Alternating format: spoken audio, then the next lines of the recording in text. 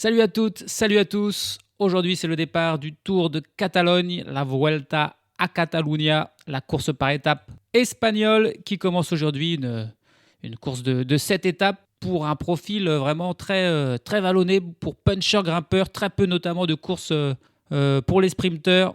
Ça va être intéressant. À chaque jour, il y aura vraiment du suspense qui succédera à Tadej Pogacar, qui est le tenant du titre. Il s'était imposé l'an passé devant Mikel Landa et Egan Bernal. Pogacar n'est pas là cette année, mais Landa et Bernal, eux, sont bien là. Tout comme les anciens vainqueurs Primoz Roglic, Adam Yates et Nairo Quintana. Trois coureurs qui ont déjà gagné donc ce tour de Catalogne et qui sont de nouveau là aujourd'hui. Anciens vainqueurs qui ne sont pas là, on a Sergio Higuita, vainqueur en 2022, alors que c'était donc Roglic en 2023 et Yates en 2021. Pas d'édition en 2020 à cause du Covid. Auparavant, c'était Miguel André Lopez qui s'y était imposé en 2019 et Alejandro Valverde en 2018 et 2017. Quintana, lui, c'était en 2016 qu'il s'était imposé, juste après le sacre de Richie Porte en 2015. Voilà un petit peu les anciens vainqueurs de cette course. Le dernier vainqueur français, bon, ça remonte évidemment, comme toujours. Là, ça remonte à Laurent Jalabert en 1995. Le profil, donc le parcours avec cette étape, quasiment tous les jours des difficultés. La première étape avec plein de petits murs, plein de petites ascensions, un final sur un dernier kilomètre à 5% de moyenne. Ça sera pour les sprinters putchers. La deuxième étape est un peu plus plate, mais il y a une grande ascension au milieu de 8 km à 6% de moyenne qui devrait éliminer pas mal de sprinters. Il y aura un final par contre peut-être un peu plus plat, même s'il y a une montée là aussi de quelques pourcentages juste avant l'arrivée. La troisième étape est la première étape de montagne avec une arrivée au sommet, après une ascension de 12 km à 4% de moyenne. Le lendemain, c'est encore une arrivée au sommet peut-être la plus dure, avec 9 km à 6,6% de moyenne à l'arrivée, mais encore une fois, plein d'ascensions évidemment auparavant dans la journée. La cinquième étape est peut-être la seule qui devrait correspondre aux purs sprinters, avec assez peu d'ascension, même s'il y en a quand même quelques-unes, mais surtout un final complètement plat. Dernière arrivée au sommet lors de la sixième étape. On passera notamment l'ascension du col de Pradel, 15 km à 7%. Ça sera plutôt à mi-course et on finira avec une ascension de 6 km à 7,5%. Là encore, une grosse difficulté. Et puis on finit avec la fameuse étape de Barcelona, avec l'ascension de la montagne de Montjuïc. C'est 3 km à 5%, avec surtout un dernier kilomètre à 10% qu'on montera à 6 reprises avant une arrivée en descente. Donc voilà, des profils vraiment difficiles, chaque jour ou presque, et ce qui donne un petit peu d'incertitude, d'autant plus qu'il n'y a pas de gros favoris, même si on a la présence de Primoz Roglic. Primoz Roglic, est-ce qu'il a encore les jambes d'il y a 3-4 ans? Il est évidemment, commence à se faire un petit peu vieux Roglic, est-ce qu'il peut encore vraiment lutter? On se dit que face à Pogacar et Vingegaard, on pense plus vraiment qu'il peut les battre, mais est-ce qu'il peut battre aujourd'hui ses adversaires? En premier lieu, Juan Ayuso, qui semble son adversaire le plus sérieux. L'Espagnol en plus, à domicile. Le coureur de la Team Emirates XRG qui sera accompagné d'Adam Yates, de Marc Soler, de Pavel Sivakov, de Pablo Torres. Donc voilà, des bons coureurs pour l'épauler. Alors que Primoz Roglic, au sein de la Red Bull Bora Hansgrohe, il n'a pas grand monde avec lui. Il a Jan Tratnik, mais Giovanni Aleotti, les autres coureurs ne sont pas très forcément de grosses références en montagne. Donc l'effectif, là, ça pourrait avoir son importance. On a la Visma Lease Bike qui est venue avec Sepp Kuss comme leader, mais ils ont aussi Simon Yates. Ils ont aussi Wilco Kelderman. Donc là, il y a un bon trio. La Soudal Quick-Step avec Mikel Landa qui sera comme principal lieutenant Valentin Paré-Peintre. On a Tao Geoghegan-Hart qui est là pour la Lidl Trek, l'ancien vainqueur du Giro quand même, qui sera accompagné en montagne par Sam Oomen, par Juan Pedro Lopez. On va voir si Geoghegan-Hart il a encore des restes de ses succès du Giro dans les jambes. Pour la Décathlon AG2R, Félix Gall sera le leader. Il aura notamment Clément Berthet pour l'accompagner en montagne ou Geoffrey Bouchard. Et puis intéressant de voir Linus Grenadier avec son duo Geraint Thomas et Egan Bernal qui est donc de retour après sa blessure là, d'il y a de début d'année. Qui sera le leader entre Thomas et Bernal? On ne sait pas trop. Thomas, on l'a vu, il est quand même là. C'est encore beaucoup plus grave que Roglic, sa vieillesse. Mais ça devrait être Egan Bernal, plutôt le leader de l'Ineos. Parmi les autres coureurs du classement général, on a Richard Carapaz de l'IF. On a aussi Henrik Mas, bien sûr, de la Movistar, qui aura Nairo Quintana pour l'épauler. On aura Ben O'Connor pour la Jayco Alula. On aura encore Lennart Van Entvelt pour la Lotto, voire Lorenzo Fortunato pour l'XDX Astana Team. Et puis, côté français, on aura Lenny Martinez, qui sera le leader de la Bahrain Victorious. C'est la première course où il sera leader sur Paris-Nice. Il était venu en tant plutôt qu'équipier de Santiago Buitrago, mais Buitrago était tombé, s'était blessé, était devenu leader un petit peu par ce fait de course. Mais là, il est leader officiel, donc on va voir ce que Lenny Martinez peut faire, d'autant plus que c'est un parcours, un profil qui semble pouvoir vraiment lui convenir à Lenny. Donc voilà un peu les favoris au classement général. Pour aujourd'hui, ce n'est pas l'étape la plus montagneuse, notamment avec, c'est plus des petites ascensions courtes. On a 4 km à 4%, 6 km à 4%, 1 km là à 7%. Et la ligne d'arrivée, c'est donc 600 mètres à 5%. C'est donc pas très très dur. Dans les 20 derniers kilomètres, on aura encore une ascension de 2 km à 5%. On aura même 2 fois une ascension de 2 km autour de 5%. Donc voilà, il y aura moyen de faire des différences, de lâcher les purs sprinters, même s'il n'y en a pas beaucoup du coup. Des purs sprinters forcément dans la start list. Les favoris du jour, outre ceux qu'on a cités du classement général, c'est un petit peu les punchers sprinters, notamment Caden Groves de la PSN de Koenig qui se présente a priori comme le grand favori. Aujourd'hui, il est sprinter, mais c'est aussi quand même les pourcentages ne lui font pas forcément peur. On a Quinn Simmons de la Lidl Trek qui est aussi bon. On a Pavel Bittner pour la Team Picnic Post-NL, Corbin Strong pour Israel Premier Tech, voire des coureurs de la Groupama qui sont là avec Tom Dunenwurz, un nouveau coureur mais dont on parle beaucoup et de ses qualités de punch. Un coureur comme Mathieu Breman pour la Visma Lease Bike est aussi à surveiller, ou Dorian Godon et Andrea Vandramé, le duo de la Décathlon qui est aussi parfait pour ce genre d'arrivée, tout comme Axel Laurence, désormais du côté de la Ineos Grenadier. Voilà un petit peu les outsiders du jour qui ne se battront pas pour le classement général, mais qui aujourd'hui pourraient avoir leur mot à dire sur cette première étape du Tour de Catalogne. C'est parti. Chute de Bellocchi juste devant Armstrong qui est parti dans le terrain. Et attaque de Pierre Roland. Voilà ce que nous disons depuis le début de ce Tour de France. Une chute terrible. Christopher Froome à pied. Mais quelle image du Tour. On n'a jamais vu ça. 100% cyclisme, le podcast du vélo en direct. Ça va Marion? Désolé.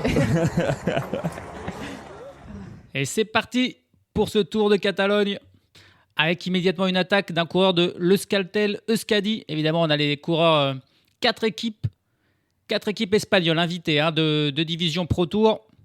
On a l'Euskaltel Euskadi, donc on a aussi la Burgos Bourpelet, on a l'équipe au Kern Pharma, et puis on a la Cara Rural, en plus de l'Israël Premier Tech et de la Lotto de niveau Pro Tour qui sont aussi invités. Ça fait un total de 24 équipes au départ. Et le premier coureur attaqué, c'est Danny van der Toek, le Polonais de cette équipe de Euskaltel Euskadi. Il a pourtant un nom hollandais, mais il est bien polonais, Danny van der Toek. Il est parti tout seul, mais il attend, il se retourne.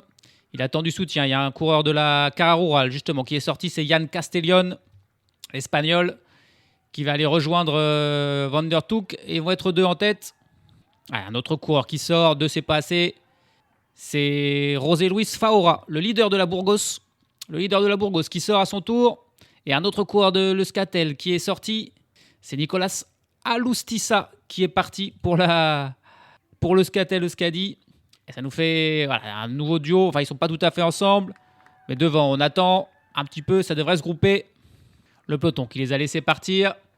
Pas d'autres coureurs qui veulent partir en contre. Et on va se retrouver avec un quatuor à l'attaque. Avec 2 coureurs de Euskaltel Euskadi.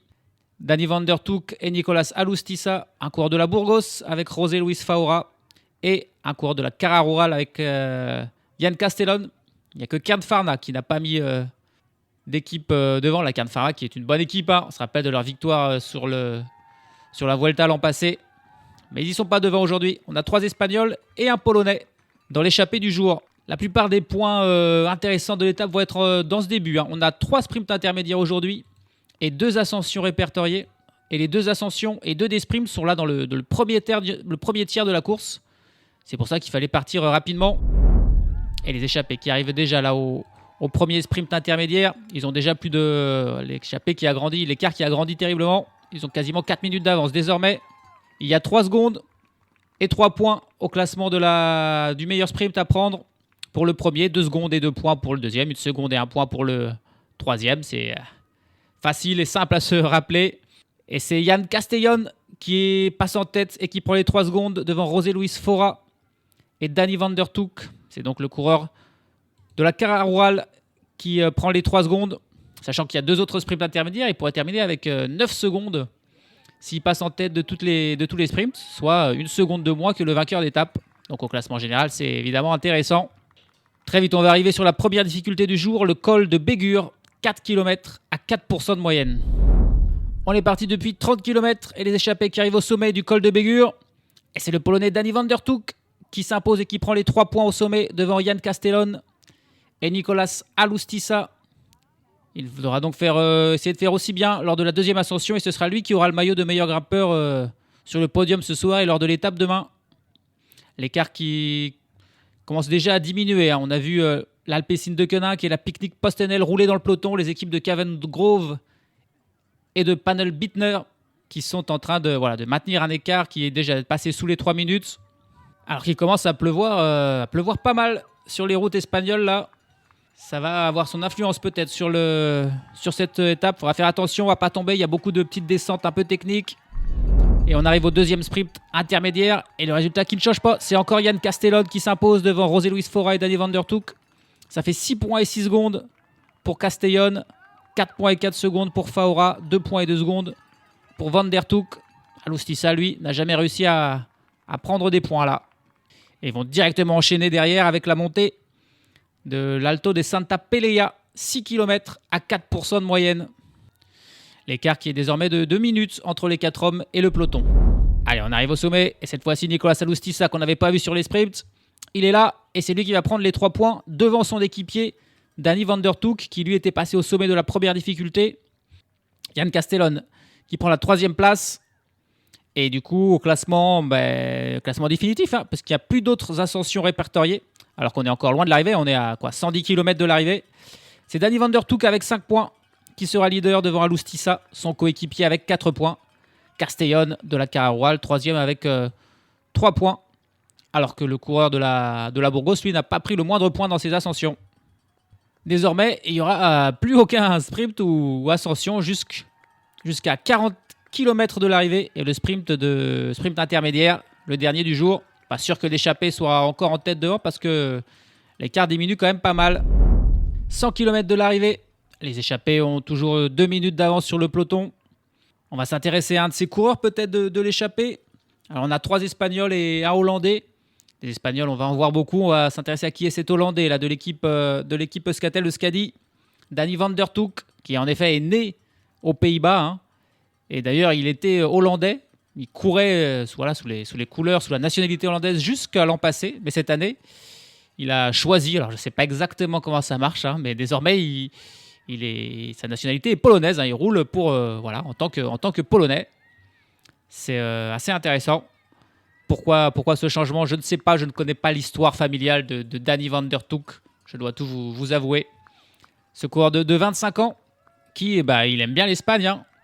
Puisque il a fait toute sa carrière professionnelle dans des équipes espagnoles, puisque après avoir commencé dans une petite équipe hollandaise, justement, lorsqu'il était en division continentale, il a signé en 2021 pour la Kern Pharma, où il y a passé 4 saisons dans cette équipe de seconde division de Pro Tour, et c'est cette année seulement qu'il a rejoint l'Euskaltel Euskadi, qu'il a changé d'équipe espagnole, lui qui vit en Espagne. Donc voilà, c'est un coureur international, né aux Pays-Bas, qui vit en Espagne, mais de nationalité polonaise désormais, Dani van der Toek. Aucune victoire dans sa carrière à 25 ans malheureusement. Il n'a participé à aucun grand tour d'ailleurs non plus. On l'a vu 3 fois sur Liège-Bastogne-Liège, mais il n'a jamais vraiment performé, même pas fini dans les 100 premiers. Dani van der Toek, qui est un coureur plutôt de contre-la-montre, un gros rouleur qui est aussi bon au sprint.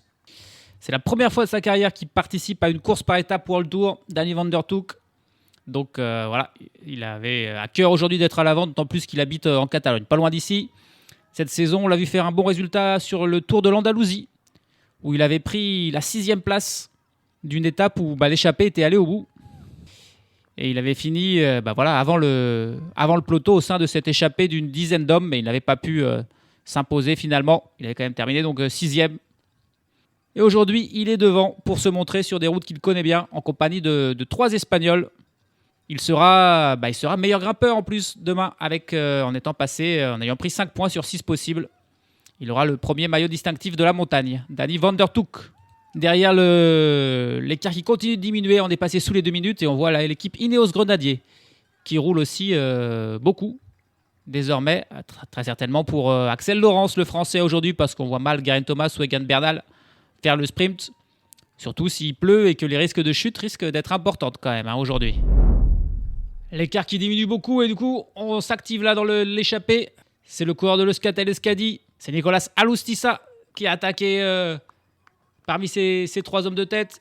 Les coureurs de la Cararoual et de la Burgos qui tentent de revenir. Danny Van Der Toek qui s'est fait légèrement distancer mais qui revient. Ils sont donc 3 hommes. Et le peloton est revenu très rapidement. Là on n'a plus que 30 secondes d'avance. On est encore à 70 km de l'arrivée. Mais les routes sont vraiment trempées, mouillées. Et du coup ça va doucement pour les échappés qui ont peur de tomber. Et derrière le peloton lui met un gros rythme avec toujours l'Ineos, avec l'Alpecin. Et il y a plusieurs coureurs qui sont lâchés déjà. On a vu notamment Ethan Hayter là pour la Soudal Quick-Step qui est en train de se faire lâcher alors que ça aurait pu être un potentiel vainqueur aujourd'hui. Il avait un profil intéressant. À mon avis, là, le temps de l'échappée va bientôt être fini sous le déluge espagnol. Pour l'instant, pas de chute, heureusement, mais attention, il faut rester vigilant. Et c'est fini pour l'échappée à 60 km de l'arrivée alors qu'il passe pour une première fois sur la ligne. Désormais, on fait une petite boucle.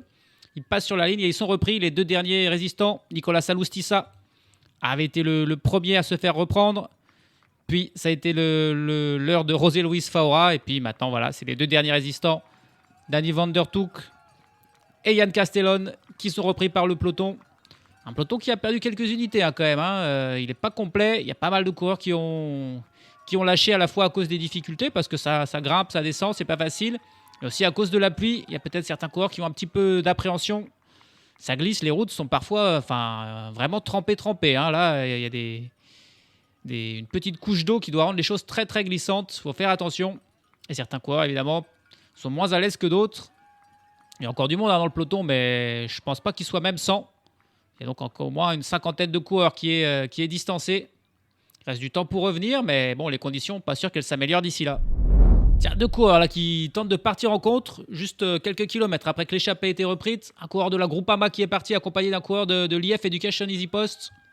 Quels sont ces 2 coureurs qui ont pris... ils sont sortis, ils ont pris 50 mètres d'avance sur le peloton. Alors que pourtant, ça allait à un rythme élevé. L'Ineos qui roule fort. Je pense que c'est plus pour protéger leur leader d'un éventuel risque de chute que de revenir sur les échappés qui roulaient aussi fort. Mais donc le rythme était élevé, mais ces 2 coureurs ont réussi à prendre un petit peu d'avance.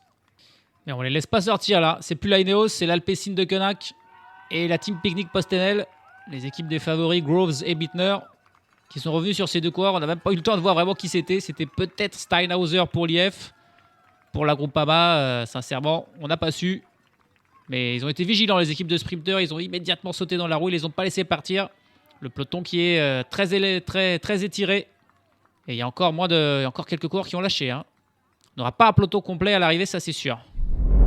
43 km de l'arrivée. On arrive au dernier sprint intermédiaire. Est-ce que des coureurs vont se le disputer dans la pluie qui redouble sur une route de plus en plus trempée? Est-ce que des coureurs vont prendre le risque pour aller prendre les 3 secondes? Des coureurs du classement général vont-ils s'y risquer? Est-ce que des sprinteurs vont vouloir prendre les points pour le maillot du sprint, sachant qu'il n'y a que 3 points à prendre, c'est pas 10 points ou 6 points, c'est que 3 petits points. C'est aussi seulement 3 petites secondes. Est-ce que ça vaut le coup d'y aller? Le peloton qui a retrouvé des éléments au fil des 10 derniers kilomètres là. Il n'y a eu plus d'attaque, le rythme qui a un petit peu ralenti. Ça a permis à des coureurs de l'arrière de revenir. Ils sont une centaine dans le peloton. Pour l'instant, c'est un coureur de la Red Bull qui mène le peloton. Peut-être que Roglic va aller faire le sprint. Il a un coureur de Movistar dans sa roue et Primož Roglic, il me semble, est en 3e position. Derrière lui, il a un coureur de la Movistar et un coureur de l'Emirates. Allez, les coureurs de la Movistar qui se placent. Il me semble que Roglic s'est fait un petit peu surprendre. Ouais, finalement, ça s'est pas vraiment fait. Ils l'ont fait sans vraiment le faire, quoi. Le peloton est arrivé groupé. Il y en a juste un qui a mis, le coureur de la Movistar, qui a mis une petite... une accélération sur même pas 2 mètres. Ça lui a suffi pour passer en tête. Peut-être que Primož Roglic a réussi, là aussi, sans vraiment se battre, à prendre la 2e place. On va voir le classement officiel, là. Parce qu'avec, encore une fois, tout le monde a des vestes de pluie. J'ai l'impression qu'il fait que pleuvoir tout le temps sur les courses cyclistes. C'est quoi ce délire? Et encore une fois, tout le monde a des vestes noires, donc on ne voit rien. On ne voit pas les dossards, on ne sait pas qui est qui. On a même du mal à voir les équipes. Des vestes de pluie avec les couleurs de l'équipe et les numéros de dossards dessus. Je ne pense pas que ce soit si compliqué que ça à créer, les amis. Là, non, ça doit être faisable quand même. Vu qu'il pleut tout le temps, ça serait peut-être temps d'y penser. Allez, on va profiter de ce petit moment pour faire un focus sur un des favoris / outsiders du jour. en la personne de Pavel Bittner, le coureur de la team Picnic PostNL. On voit son équipe rouler pas mal, donc ça veut dire qu'ils ont foi en lui. Le jeune coureur, il n'a que 22 ans, le Tchèque Pavel Bittner, qui a fait toute sa carrière du côté de la DSM, qui est désormais donc la Picnic PostNL. Il était dans l'équipe de développement de la DSM avant de signer son premier contrat pro en 2022. Et puis il est évidemment toujours là. Le Tchèque qui compte 3 victoires dans sa carrière. Toutes remportées l'an passé. D'abord 2 victoires sur le Tour de Burgos. Et puis surtout une victoire sur la Vuelta. L'an passé, un sprint évidemment.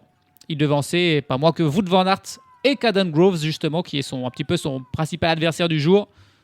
Corbin Strong, qui est aussi là sur ce Tour de Catalogne, il avait fini 6e de cette étape de la Vuelta. Donc voilà, il les avait tous battus. Est-ce qu'il peut le refaire aujourd'hui? C'est ce qu'on va voir dans une quarantaine de kilomètres. Pavel Bittner, qui n'a fait qu'un seul grand tour, cette Vuelta dans sa carrière. Et il avait remporté 100 petites étapes. Donc ça, c'était vraiment une belle réussite pour ce coureur qui débutait vraiment. On l'a vu aussi sur quelques monuments. 2 fois sur Milan-San Remo, 2 fois sur le Tour des Flandres, 2 fois sur Paris-Roubaix. 29e sur Paris-Roubaix l'an passé, son meilleur classement. C'est un très bon sprinter, mais aussi un très bon puncher. Pavel Bittner, il est capable de faire vraiment du bon boulot. Cette saison, il a fait 2e d'une étape du Tour d'Oman, devancé seulement par Olaf Koy. Là aussi, on était évidemment au sprint. Il avait fait 6e d'un autre sprint sur ce Tour d'Oman. C'était encore Olaf Koy qui s'était imposé. Et puis il a fait 8e de la classique Kuurne-Bruxelles-Kuurne, remportée par Jasper Philipsen. Il était là dans l'emballement final, le sprinter Pavel Bittner, qui sera la chance pour la team Picnic PostNL, qui ne fait pas un très bon début de saison. Donc une victoire aujourd'hui serait bienvenue. Alors qu'on apprend le premier abandon déjà pour Jon Aguirre de l'Euskaltel-Euskadi. Est-ce que c'est la pluie, les conditions difficiles, le froid qui l'ont usé? Mais en tout cas, où est-ce qu'il a chuté? Je ne sais pas, on n'a pas vu, il était certainement à l'arrière. C'est le premier abandon du jour.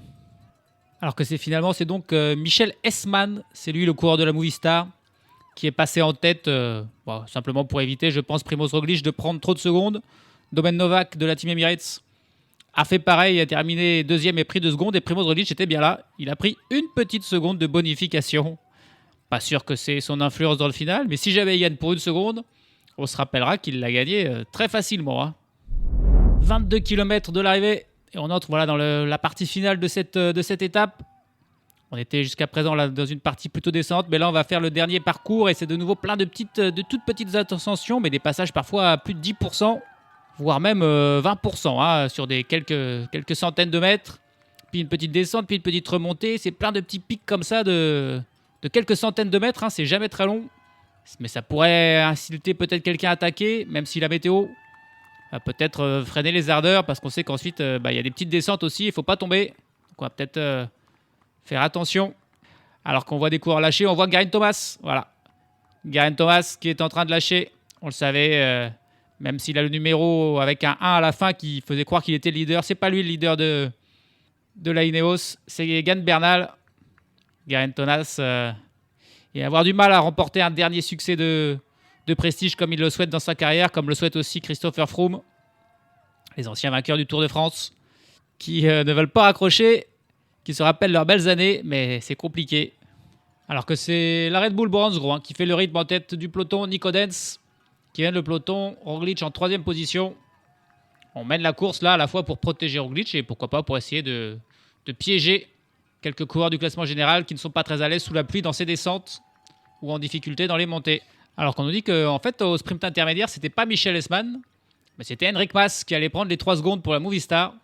Il y a eu une erreur de Dossard là, forcément, on le dit, avec ses vestes de pluie, on n'y voit rien, mais c'était a priori Enric Mas qui prend 3 secondes devant Novak 2 secondes et Roglic 1 seconde. Donc la bonne affaire pour l'Espagnol de la Movistar qui a pu prendre 3 secondes sans forcer le sprint. Ça l'arrange bien parce que lui, c'est pas du tout un sprinter puncher. Enric Mas, c'est plus un grimpeur.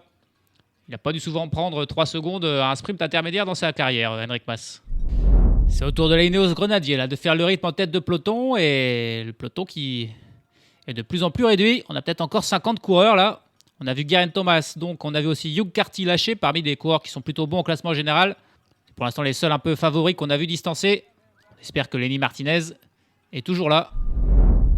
Autour de la team Emirates de mener le peloton désormais. Après la Red Bull, après la Ineos, c'est Emirates qui continue d'imprimer un rythme terrible. Et ça fait une nouvelle victime avec Sepp Kuss, le leader de la Visma Lease Bike, qui a lâché, qui dans un groupe a une trentaine de secondes derrière le peloton désormais. Geraint Thomas encore plus loin. Oh, alors là, il passe dans une route. Il y a des éboulements à cause de la pluie, là, des cailloux sur la route. C'est vraiment dangereux. C'est une vraie tempête à travers laquelle il pédale, là, les pauvres cyclistes. Ils sont à 9 km de l'arrivée. Le calvaire est bientôt fini. Enfin, pas vraiment, parce que c'est que la première étape de ce Tour de Catalogne, mais bon. Le rythme est terrible dans ces toutes petites ascensions. C'est Pellizzari là, de la Red Bull Boranzro qui mène le peloton. Un peloton qui n'est plus que d'une trentaine d'unités. Hein. Ça craque de partout. Petite descente, petite montée, petite descente. Tout ça sur une route trempée, tout ça sous la pluie. C'est vraiment des conditions très compliquées. On est à 5 km de l'arrivée désormais. Et on va bientôt attaquer la descente finale. À peu près 3-4 km de descente avant la montée finale de 600 mètres à 5%, où les grosses cuisses du peloton encore présentes pourront se disputer la victoire. Il me semble que Caden Groves est encore là. Je vois 3 Alpecin. Je ne sais pas si Pavel Bittner, lui, est toujours là. Primoz Roglic, évidemment, est là et va très certainement tenter d'aller chercher la victoire d'étape lui aussi. Ça pourrait lui convenir, des pourcentages comme ça. Il y a 3 Ineos. Alors, est-ce que Axel Laurence est aussi toujours là?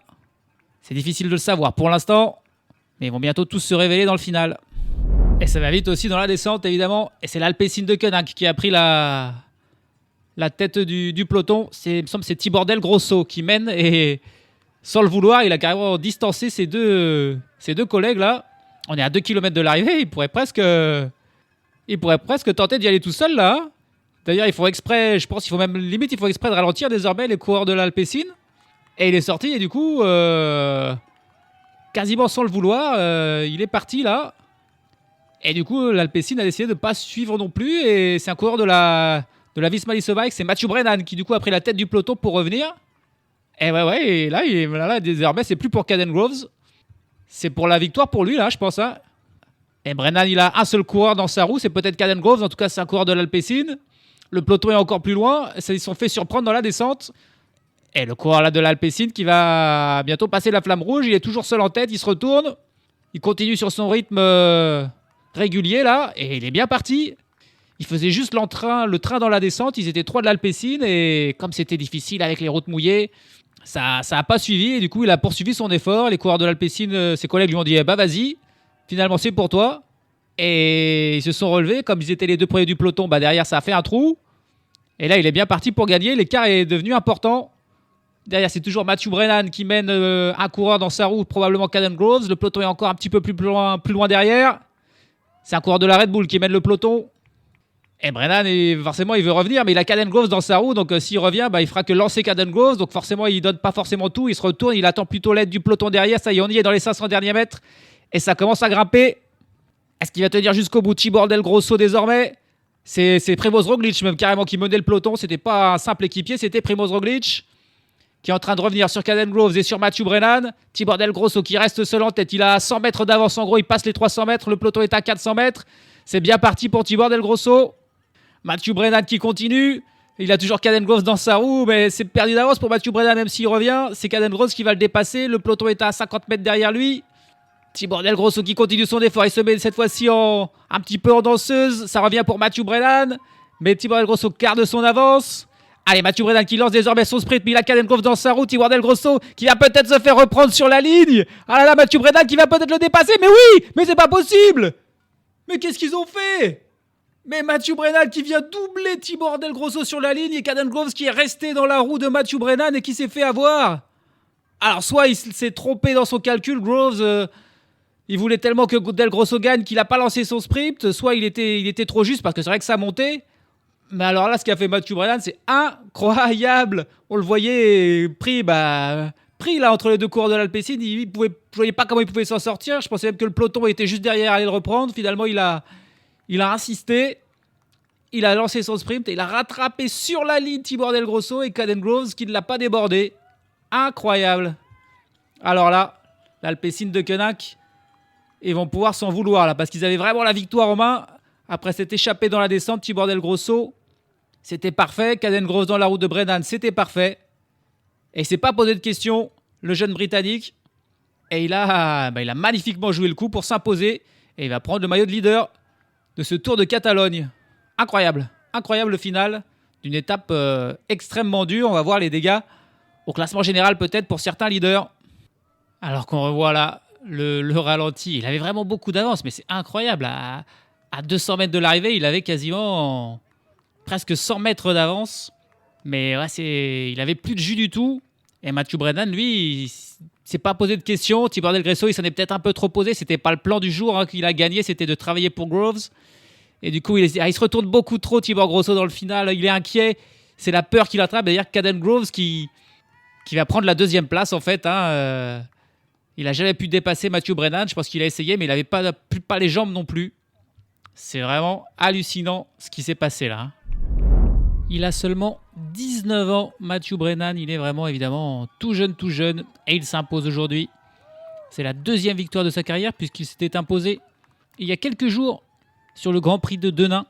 Et il récidive donc 4 jours plus tard sur cette première étape du Tour de Catalogne au terme d'un final assez dingo. Il devance donc Caden Groves qui pourra avoir des regrets et Tibor Del Grosso qui pourra avoir encore plus de regrets. Il a hésité notamment dans la descente une fois qu'il était un petit peu qu'il avait pris ses distances sur le peloton. Il a hésité avant de vraiment tenter sa chance. Il a hésité aussi dans le final en se retournant beaucoup. S'il s'était vraiment donné là dès le début, il aurait certainement gardé les 10 mètres dont il avait besoin à l'arrivée. Finalement, il fait 3e. Derrière, le top 10 est complété par Dorian Godon et Andrea Vendrame, les deux coureurs de la Décathlon qui font 4 et 5. Godon, premier français. Suivent Corbin Strong, Edward Plankert, Mikel Landa, Lennart Van Envelt et Lorenz De Plus. On a au final un groupe de 23 coureurs qui arrivent groupés dans le même temps que Mathieu Brennan, parmi lesquels on retrouve les favoris Enric Mas, Juan Ayuso, Primoz Roglic, Egan Bernal et Lenny Martinez qui sont tous là. Richard Carapaz a eu un petit incident mécanique sur la fin mais termine également dans le même temps. Par contre derrière on a du temps de perdu pour les frères Yates, Adam et Simon Yates qui perdent tous les deux 15 secondes, tout comme Ben O'Connor. Et puis par contre plus dur pour Seb Kuss et Geraint Thomas qui perdent 2 minutes 35. Et pour Félix Gall qui lui, il a lâché, il perd 2 minutes 52, le leader de la Décathlon. Ne sera pas un coureur du classement général, a priori, il ira peut-être chercher des étapes. Et puis ça va pas mieux pour Tao Geoghegan Hart qui termine à 8 minutes 36. Il n'est plus le même depuis sa chute en 2023. Il a perdu de son niveau et pas sûr qu'il revienne un jour malheureusement pour le coureur de la Lidl Trek. 2 abandons aujourd'hui pour Yon Aguirre et pour celui qui avait pris l'échappée, José Luis Faura. Et finalement, il avait plus de jus, il n'a pas réussi à terminer. Alors qu'un coureur, lui, n'est pas parti, c'est Camiel Beaunieu, le Belge de l'Intermarché Venti, qui n'a finalement pas pris le départ. Le dernier du jour, c'est Elie Gesbert, le Français de l'Arkea BNB Hotel, qui termine à 18 minutes et 7 secondes.